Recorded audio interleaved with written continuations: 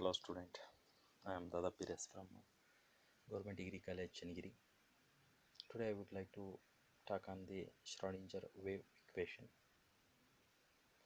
Schrödinger wave equation describes the wave function or state function. What is wave function? The wave function is the characteristic of de Broglie representation of characteristic of the de Broglie wavelength. That is called wave function. There are the two types of Schrödinger equations. One is time dependent Schrödinger wave equation and time independent Schrödinger wave equation. ಒಂದು time ಅನ್ನು dependent ಇರುತ್ತೆ ಅಂದರೆ ಅದರಲ್ಲಿ time factor ಇರುತ್ತೆ, ಇನ್ನೊಂದರಲ್ಲಿ time factor ಇಲ್ಲದ ಹಾಗೆ independent of the time factor, that is independent of time. This equation was presented by Erwin Schrödinger in 1925. As we see in classical mechanics, the motion of a body is given by the Newton's second law of motion. Whereas, what about the elementary particles like electron, proton, and photons possess wave properties as well, along with the particle nature. Therefore, they need another equation gives about the idea about the wave functions of the elementary particles instead of the Newton's second law of motion. That is F is equal to ma, as you are frequently used in classical mechanics, but is required to describe their motions of the elementary particles in such of micro elementary particles. The new equation must take into account the wave properties of the particle, and it should therefore be similar to the equation describing wave on strings, acoustic waves or electromagnetic waves. This equation was found in 1926 by Austrian physicist Schrödinger. Hence its name is Schrödinger wave equation. Wave means the properties of a wave. That's why it is used as called as a wave equation. Let's first discuss about the time independent Schrödinger wave equation in exam, which is important point of view of examination. Also, derive an equation for time dependent Schrödinger wave equation. What we do? What is the time independent? Both are the similar manner. If you know one derivation, you can write about the another one. At least first you know that what is time dependent. You think must be know that what should the term be included in the equation. Let's see. Consider a plane wave moving in the x direction. So, and it can be a plane wave moving in the x direction, and it can be represented by y is equal to a into e to the power of I omega t minus kx usually. Here y, or you can be replaced with a wave function like psi. This is the process psi. This also be a wave function. So here is the some terms are there. A is the amplitude, E is the exponential, I is the, as you know that, imaginary value, that is its value is always, you must know that I square is equal to minus 1, and omega is the angular frequency, k is the wave vector. So what is the omega? See this, omega is the 2 pi nu, nu is the frequency of the moving wave, and k is the propagation constant, propagation vector, that is the its value is 2 pi by lambda. Lambda is the wavelength of the incident wave.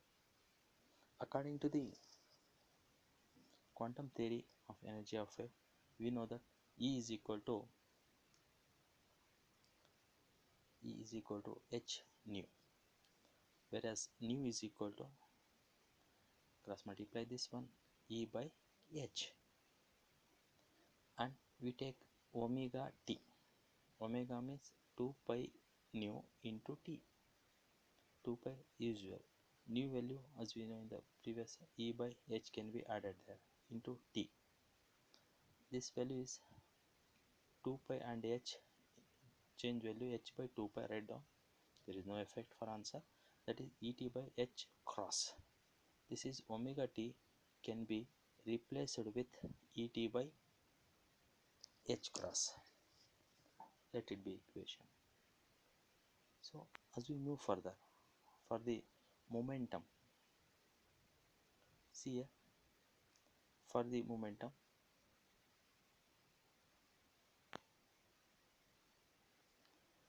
from the new de Broglie's law, px is equal to h by lambda, px is equal to h by lambda,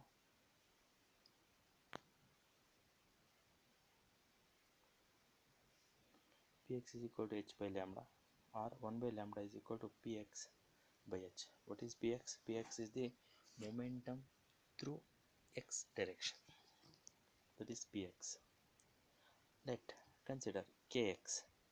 K is the wave constant, propagation constant given by 2 pi by lambda into x. Okay, 2 pi, what's the value of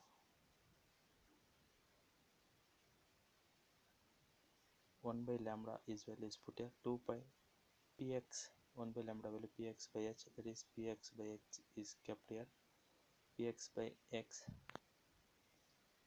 and it can be simplified, px divided by h by 2 pi, h by 2 pi is h cross, that is px x divided by h cross. H cross was usually 1.054, you just keep in mind, that's enough.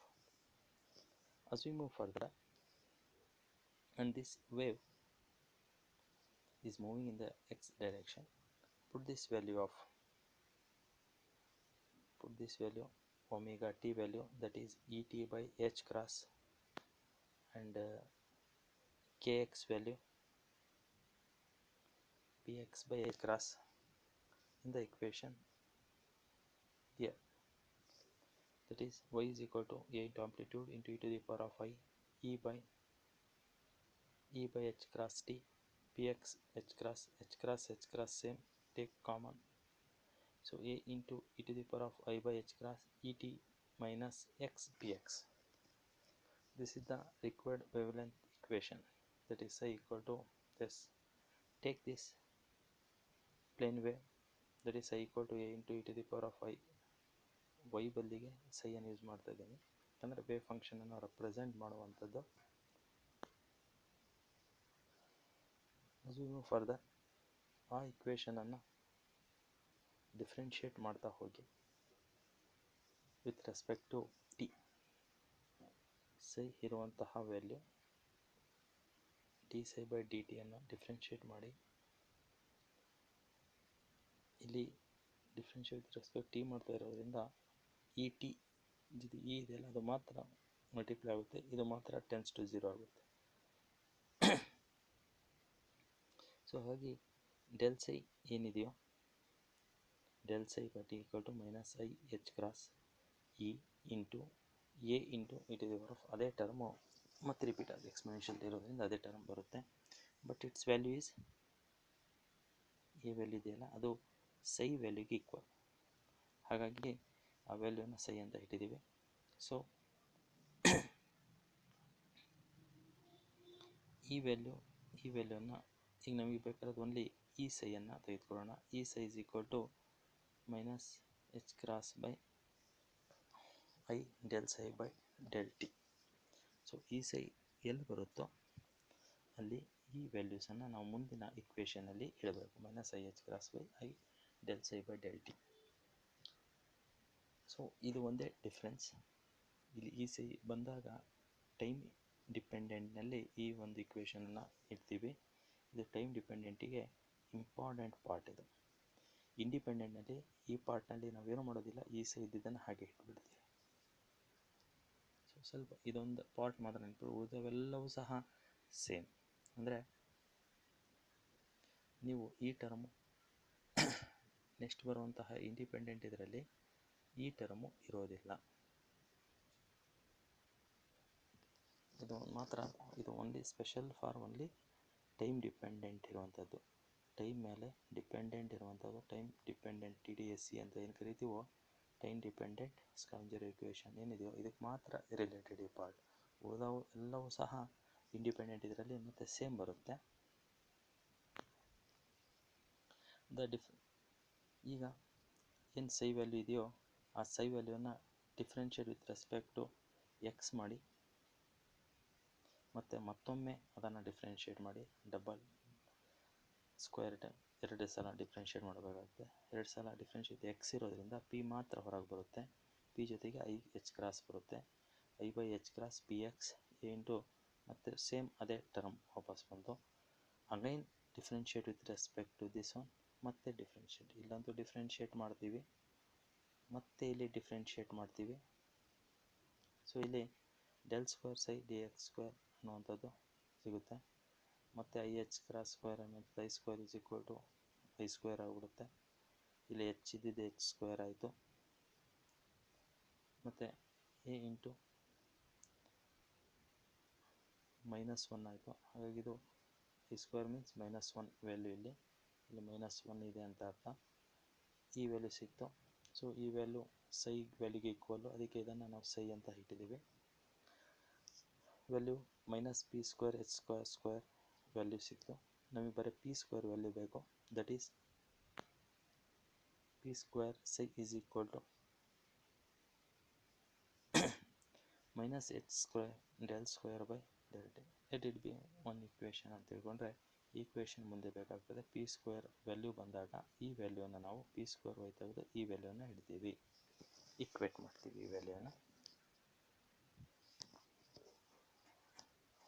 So ಈಗ ಇನ್ನೊಂದು ಪಾರ್ಟ್ನಲ್ಲಿ some classical ಫಿಸಿಕ್ಸ್ನ ಕೆಲವೊಂದು ಪಾಯಿಂಟ್ಸ್ನ ತೆಗೆದುಕೊಂಡು ಮುಂದೆ ಹೋಗ್ತೀವಿ.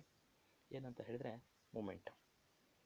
ನಿಮಗೆ ಗೊತ್ತಿದೆ momentum is given by mass into velocity m v, ಮತ್ತು kinetic energy of m v square ಅನ್ನುವಂಥದ್ದು ಗೊತ್ತಿದೆ, kinetic square of m v square. ಈ ಕೈನೆಟಿಕ್ ಎನರ್ಜಿ ಇಕ್ವೇಷನನ್ನು ನಾವು ಮೊಮೆಂಟ್ನಲ್ಲಿ ಚೇಂಜ್ ಮಾಡಬೇಕು. ಸೊ ಹೇಗೆ ಮಾಡ್ತೀವಿ ಅಂತ ಹೇಳಿದರೆ ಏನಿಲ್ಲ, ಎಮ್ ಮತ್ತು ಎಮ್ಮಿಂದ ಡಿವೈಡ್ ಮತ್ತು ಮಲ್ಟಿಪ್ಲೈ ಮಾಡಿದರೆ ಕೈನೆಟಿಕ್ ಎನರ್ಜಿಯನ್ನು ಇದು ಎಮ್ ಸ್ಕ್ವೇರ್ ಆಗುತ್ತೆ, ಕೆಳಗಡೆ ಮತ್ತು ಬೇಡ ಅಂದರೆ ಕ್ಯಾನ್ಸಲ್ ಆದರೆ ಮತ್ತು ಅದೇ ಆಫ್ ಎಮ್ ವಿ ಸ್ಕ್ವೇರೇ ಇರುತ್ತೆ. ಬಟ್ ಇಲ್ಲಿ ಇರುವಂತಹ ಎಮ್ ಸ್ಕ್ವೇರ್ ವಿ ಸ್ಕ್ವೇರನ್ನು ನಾವು ಪಿ ಸ್ಕ್ವೇರ್ ಅಂತ ಬರಿತೀವಿ. ಯೂಶ್ವಲಿ ಇಲ್ಲಿದೆಯಲ್ಲ ಆ ಉದ್ದೇಶ. 2m 2m. ಹಾಗಾದರೆ ಕೈನೆಟಿಕ್ ಎನರ್ಜಿ ಏನಿದೆಯೋ ಪಿ ಸ್ಕ್ವೇರ್ ಬೈ ಮೊಮೆಂಟಮ್ ಇಲ್ಲಿ ಬರೀಬೇಕಾದ್ರೆ ಪಿ ಸ್ಕ್ವೇರ್ ಬೈ 2m ಅಂತ ಬರಿತೀವಿ. Very important equation. Kinetic energy ನಾವು ಬರೆಯುವಂತಹ ರೀತಿ ಇದು ಪಿ ಸ್ಕ್ವೇರ್ ಬೈ 2m ಅನ್ನುವಂಥದ್ದು. So total energy is equal to E is equal to kinetic energy plus potential energy. Kinetic energy p square by 2m plus V. So ಹಾಗಾಗಿ V ಇದೆ. Multiplying both the side by ಸೈಯಿಂದ ನಾವು wave function ಸೈ ಏನಿದೆಯೋ ಆ wave function ತ್ರಿಶೂಲ ಆಕಾರದ ಸೈ ಇದೆಯೋ ಏನಿದೆಯೋ ಅದನ್ನು ಮಲ್ಟಿಪ್ಲೈ ಮಾಡ್ತೀವಿ. Multiply with the wave function ಸೈಯಿಂದ ಮಲ್ಟಿಪ್ಲೈ ಮಾಡ್ತೀವಿ. So we have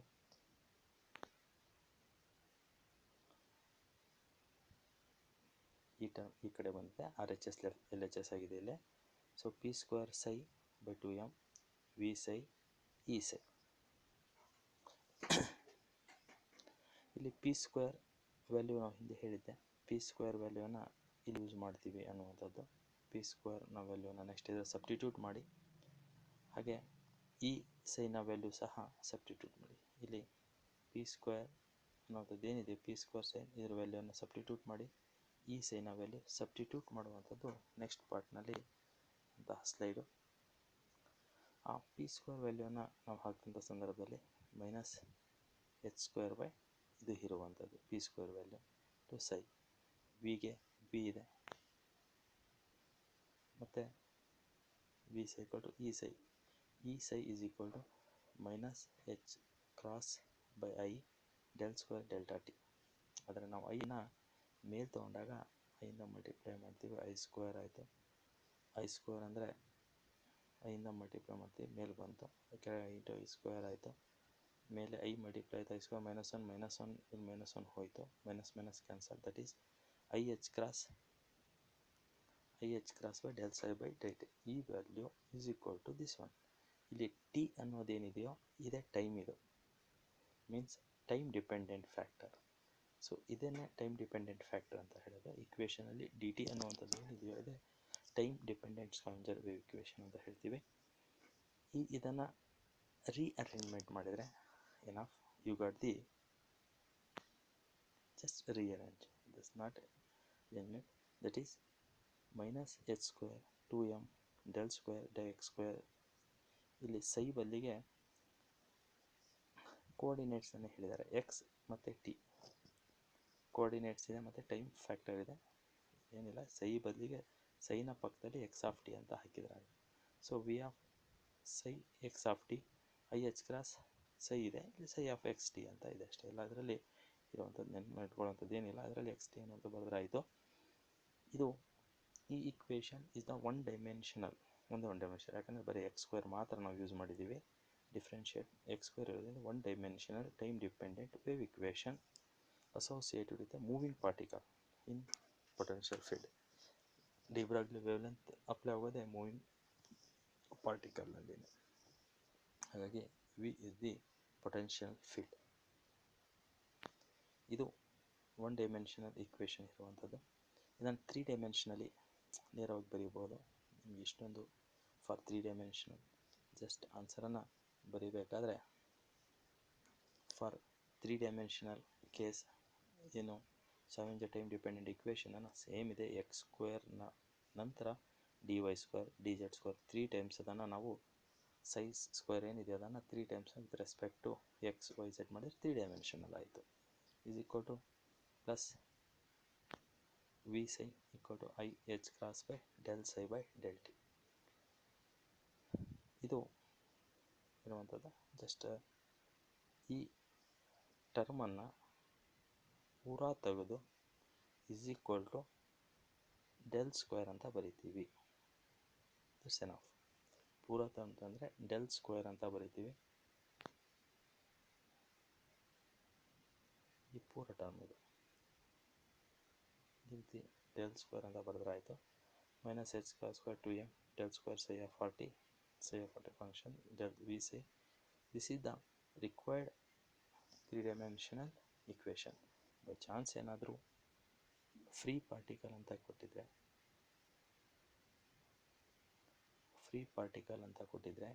we tends to 0. Free particle free ಇತ್ತು ಅಂದರೆ ಅಲ್ಲಿ ಯಾವುದೇ ಪೊಟೆನ್ಷಿಯಲ್ ಎನರ್ಜಿ ಇರೋದಿಲ್ಲ. That is V is equal to 0 ಅಂದರೆ ಈ ಟರ್ಮ್ 0 ಆಗಿಬಿಡುತ್ತೆ ಅಷ್ಟೇ. ಫಾರ್ ಫ್ರೀ ಪಾರ್ಟಿಕಲ್ ಅಂತ ಕೇಳಿದರೆ ಅಪ್ ಟು ಇದೊಂದು ಸ್ಟೆಪ್ ಮುಂದಕ್ಕೆ ಹೋಗಬೇಕಾಗುತ್ತೆ. ಡಿರೈವ್ ಇಕ್ವೇಷನ್ ಅಷ್ಟೇ ಅಂದರೆ ತೊಂದರೆ ಇಲ್ಲ, ಅಷ್ಟನ್ನು 3 ಡೈಮೆನ್ಷನಲ್ಲಿ ಹೇಳಿದ್ರೆ ಆಯಿತು.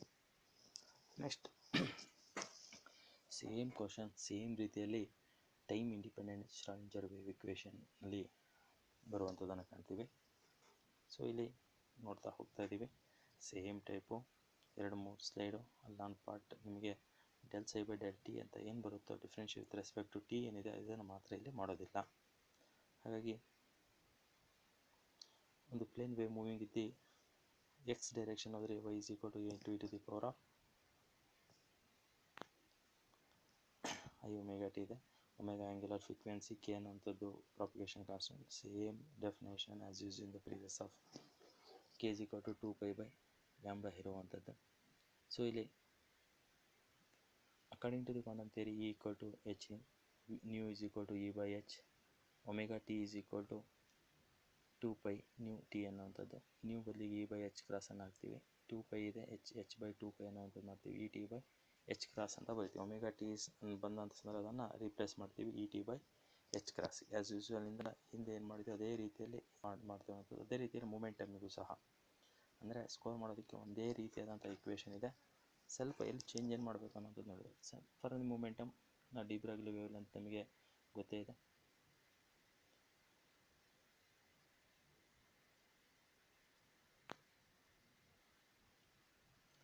P is equal to h by lambda, 1 by lambda is equal to px by h ಅನ್ನುವಂಥದ್ದು. ಸೊ ಇಲ್ಲಿ ಮತ್ತೆ kx ಅಂತ ಇಟ್ಕೊಂಡ್ರೆ k value 2 pi by lambda into X 2 pi h ಅನ್ನು ಸ್ವಲ್ಪ ಎಕ್ಸ್ಚೇಂಜ್ ಮಾಡಿಕೊಂಡ್ರೆ ಪಿ ಎಕ್ಸ್ ಅನ್ನೋಂಥದ್ದು ಏನು ಇದರಲ್ಲಿ ಇರುತ್ತೆ h by 2 pi h bar p x ಇರುವಂಥದ್ದು. ಅಂದರೆ ಕೆ ಎಕ್ಸ್ ಏನು ಬರುತ್ತೋ ನಾವು ಈ ಟರ್ಮನ್ನು p x divide by h ಕ್ರಾಸನ್ನು ರೀಪ್ಲೇಸ್ ಮಾಡ್ತೀವಿ ಅನ್ನುವಂಥದ್ದು. ಈಗ ಆ ಇಕ್ವೇಷನಲ್ಲಿ ಈ ವ್ಯಾಲ್ಯೂಸನ್ನು ಕೆ ಎಕ್ಸ್ ಮತ್ತು ಒಮೆಗಾ ಟಿ ಅನ್ನು ವ್ಯಾಲ್ಯೂಸನ್ನು ಹಾಕಿದಾಗ y is equal to a into e to the power of i ಇದೆ, ಇಲ್ಲಿ i ಇದೆ, i into e t by h cross minus P X by H cross. So equal to ಈ value ಆಯಿತು. So ಇದನ್ನು ನೇರವಾಗಿ differentiate ಇಲ್ಲಿ ಹಿಂದೆ ಇದರಲ್ಲಿ differentiate with respect to T ಮಾಡ್ತಾ ಇದ್ವಿ. ನೆಕ್ಸ್ಟ್ ಸ್ಟೆಪ್ನಲ್ಲಿ ಇಲ್ಲಿ ಟಿ ಮಾಡೋ ಹಾಗಿಲ್ಲ, ಏನಿದ್ರು ಕಾಫಿ ಅಷ್ಟೇ. ಇಲ್ಲ ಮೀನ್ಸ್ ಸಾರಿ ಫಾರ್ ಫನ್ ಅದು ಹೇಳಿದ್ದು ಕಾಫಿ ಅಂತ. So psi is equal to differentiate ಮಾಡಿದರೆ with respect to X, same ಅಲ್ಲಿ ಹಿಂದೆ ಏನು ಮಾಡಿದೆವು ಅದೇ ರೀತಿಯಲ್ಲಿ ಮಾಡ್ತೀವಿ. ಇಲ್ಲೊಂದು ಮೇಲ್ ಪಾರ್ಟ್ ಬರೋದು ನಾನು ರೌಂಡ್ ಮಾಡಿದ್ದೀನಿ ಹಿಂದೆ ಇದರಲ್ಲಿ, ನಿಮಗೆ ನೋಡಿ ಆ ಪಾರ್ಟ್ನಲ್ಲಿ ಮಾತ್ರ ಬಿಟ್ಟರೆ differentiate with respect to T ಇಲ್ಲ, ಯಾಕಂದರೆ ಇದು ಇಂಡಿಪೆಂಡೆಂಟ್ ಆಫ್ ಟೈಮ್, ಅದಕ್ಕೆ ನಾವು ಮಾಡಲ್ಲ. ಸೊ ಹಾಗೆ differentiate with respect to x ಮಾಡೋದಂಥ ಸಂದರ್ಭದಲ್ಲಿ ಸೊ ಇಲ್ಲಿ del psi by del x i h cross p x ಮತ್ತು ಸೈನ ವ್ಯಾಲ್ಯೂ ಮತ್ತೆ ರಿಪೀಟ್ ಆಗುತ್ತೆ. ಮತ್ತು ಇದನ್ನು ಡೆಲ್ ಸ್ಕ್ವೇರ್ ಮತ್ತೆ ಚೇಂಜ್ ಮಾಡಿದಾಗ minus p square h square ಅಂತ ಆಗುತ್ತೆ. That is p square h square by psi ಅನ್ನುವಂಥದ್ದನ್ನು ಬರಿತೀವಿ. ಅಂದರೆ ಈಗ ಇದನ್ನು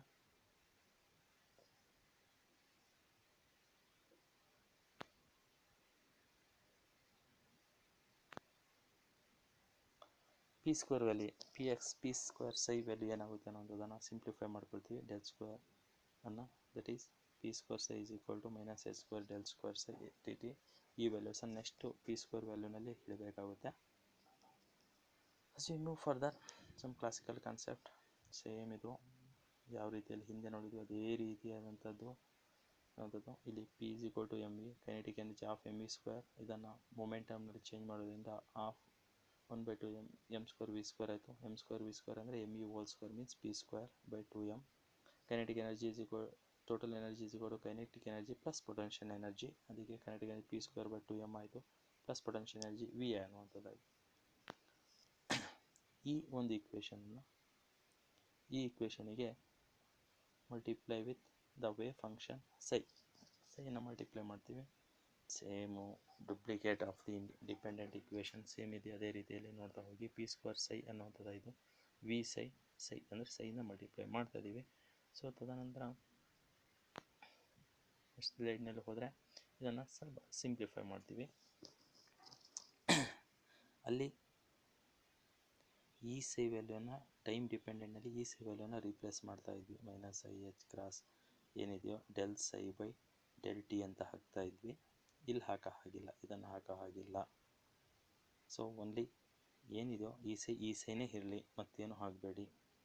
ಸೊ ಇದನ್ನು ಸ್ವಲ್ಪ ರೀಅರೇಂಜ್ಮೆಂಟ್ ಮಾಡಬೇಕಾಗ್ತದೆ, ಯಾಕಂದರೆ ಈ ವಿ ಸೈನ ಆ ಕಡೆ ಕಳಿಸಿ ಮೈನಸ್ ವಿ ಸೈ ಆಯಿತು, ಕಾಮನ್ ತೆಗೆದ್ರೆ ಈ ಮೈನಸ್ ವಿ ಆಯಿತು, ಅಲ್ಲೇ ಇರಲಿ ಅದು. ತದನಂತರ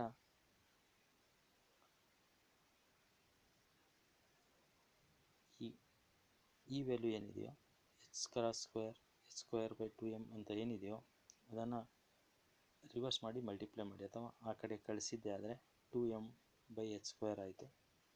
ಆ ಕಡೆ ಹೋದರೆ ಏನೋ ಆ ಕಡೆ ಇದೆ ಅಂತ ತಿಳ್ಕೊಳ್ಳಿ ಸದ್ಯ.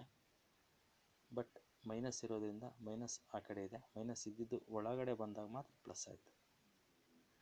ಹೊರಗಡೆ ಇತ್ತು ಈಕ್ವಲ್ಸಿಂದ ಆ ಕಡೆ ಇತ್ತು, ಒಳಗೆ ಬಂದಾಗ ಇದು ಪ್ಲಸ್ ಆಯಿತು.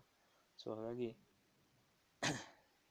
ನಮಗೆ ಬೇಕಾಗಿರುವಂತಹ ಇಕ್ವೇಷನ್ನು ಇದು.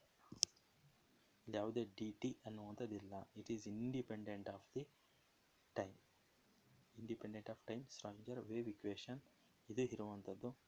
ಸೊ ಇಲ್ಲಿ ಸೈಡ್ನ ಪಕ್ಕ ಯಾವುದೊಂದು ಫಂಕ್ಷನ್ ಸೈನನ್ನು ಎಕ್ಸ್ನಲ್ಲಿ ಎಕ್ಸ್ ಒಂದೇ ತೆಗೆದುಕೊಂಡಿದ್ರೆ ಎಕ್ಸ್ ಟಿ ಕೊಟ್ಟರೆ ಎಕ್ಸ್ ಟಿನೂ ಕೊಡಬಹುದು. ಇದು ಎಕ್ಸ್ ಟಿನಲ್ಲಿ ಕೊಟ್ಟರೆ ಈ ವ್ಯಾಲ್ಯೂ ಆಗುತ್ತೆ del square psi of x d x square plus 2m by h square E minus V psi x equal to 0. This is the one dimensional time dependent wave equation. So ಇದನ್ನು ಬೇಕಿದ್ರೆ 3 ಡೈಮೆನ್ಷನಲಿ ಇಕ್ವೇಷನಿಗೆ ಬೇಕಿದ್ರೆ ನೀವು change ಮಾಡಬಹುದು. ಸೈ of X ಕೊಟ್ಟಾಗ ಸಹ ಅದೇ ರೀತಿಯಲ್ಲಿರುತ್ತೆ. ಇದೇ ನಿಮಗೆ ಇಲ್ಲಿವರೆಗೆ ಬರುವಂಥದ್ದು 3 ಡೈಮೆನ್ಷನ್ ಅಂದರೆ ನೀವು ಡೆಲ್ ಸ್ಕ್ವೇರ್ ಅಂತ ಬರೆದ್ಬಿಡಿ, ಎನಫ್. ಮತ್ತು ನಿಮಗಿನ್ನು 2 ಸ್ಟೇಜಿಗೆ ಹೋಗುವಂಥದ್ದು ಬೇಕಿಲ್ಲ. ಇಲ್ಲಿ ಬರೀಬೇಕಾದ್ರೆ ಈ ರೀತಿ ಬರೆದ್ಬಿಡಿ ಫಾರ್ 3 ಡೈಮೆನ್ಷನಲ್ ಅಂತ ಹೇಳಿ 3D ಡೆಲ್ ಸ್ಕ್ವೇರ್ ಆಫ್ ಸೈ ಅಂತ ಹೇಳಿ ಬರೆದ್ಬಿಟ್ರೆ ಆಯಿತು, 3 ಡೈಮೆನ್ಷನಲ್ಲಿ ಆಗುತ್ತೆ. ಸೊ ಇಷ್ಟು ಇರುವಂಥದ್ದು, ಇದು 3 ಡೈಮೆನ್ಷನಲ್ಲಿ ಇರುವಂಥದ್ದು. ಇಲ್ಲಿವರೆಗೆ ವೆರಿ ಇಂಪಾರ್ಟೆಂಟ್ ಪಾಯಿಂಟ್ಸ್ ಇವು. ಒಂದು ಟೈಮ್ ಡಿಪೆಂಡೆಂಟ್, ಇನ್ನೊಂದು ಟೈಮ್ ಇಂಡಿಪೆಂಡೆಂಟ್ ಇರುವಂಥ ಇಕ್ವೇಷನ್. ಇವೆರಡೂ ಇಕ್ವೇಷನಲ್ಲಿ ಸಿಮಿಲಾರಿಟಿ 95% ಸಿಮಿಲಾರಿಟಿ ಇದೆ. ಟೈಮ್ ಡಿಪೆಂಡೆಂಟಲ್ಲಿ ∂ψ∂t ಬರಲೇಬೇಕು, ಟೈಮ್ ಡಿಪೆಂಡೆಂಟ್ ಅದು. ಟೈಮ್ ಅನ್ನುವಂತಹ ಟರ್ಮ್ ಬರಲೇಬೇಕು with respect to time d t, ಅದಕ್ಕೆ ಟೈಮ್ ಡಿಪೆಂಡೆಂಟ್ ಅಂತೀವಿ. ಟೈಮ್ ಇಂಡಿಪೆಂಡೆಂಟ್ ಅಂತ ಅಂದರೆ ಡಿ ಟಿ ಅನ್ನೋವಂಥದ್ದು ಎಲ್ಲೂ ಬರ್ಕೂಡ್ದು. D x square it's okay, ಅದ್ರಾಗಿರುತ್ತೆ ಇದ್ರಾಗಿರುತ್ತೆ. Delta t and d t ಅನ್ನುವಂಥದ್ದು ಬರಲೇಬಾರ್ದು time independent. These are the two equation, very important point of view of examination also. Okay, thank you, and also subscribe my channel Dada Pires Physics. Thank you all.